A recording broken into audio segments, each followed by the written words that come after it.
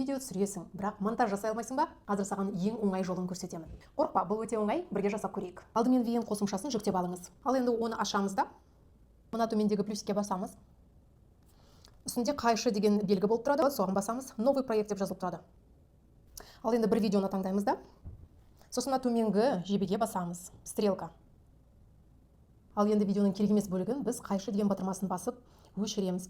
Мысалға, мына пирамиданы өшіргім келіп тұр, мына қайшы деген батырманы басып біз кесеміз, сосын сары болып жану керек, осы сары болып жанып тұрғанда біз оны басамыз да, мына жерде мына сары болып жанады.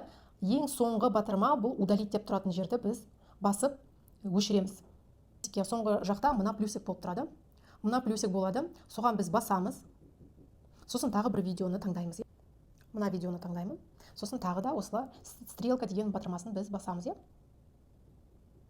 Мына біз видеоны қостық. Керек жерін біз қалай қалдырамыз и қалай өшіреміз. Біз осылай мына видеоны былай жылжытамыз, керек кезіне тоқтаймыз. Сосын қайшы батырмасын, астындағы қайшы батырмасын біз қайтадан басамыз. Басамыз да, керек емес жерін біз тағы видеоға былай басамыз да. Сосын мына сары деген нелер тұрады. Инструменттер, Біз удалить деген инструментті басамыз. Бұл мұнда соңында тұрады бұл батырма. Соны удалить деп басамыз да, міне осылай видеоны сіздер қоса аласыздар біріктіріп. Бұл VN программасында монтажда өте оңай, кез келген адам жасай алады. Достар, келесі видеода мен сіздерге қалай музыканы таңдауды және енгізуді үйретемін. Бұл видеоны міндетті түрде сақтап қой және тіркел. Келесі сабақтарда кездескенше.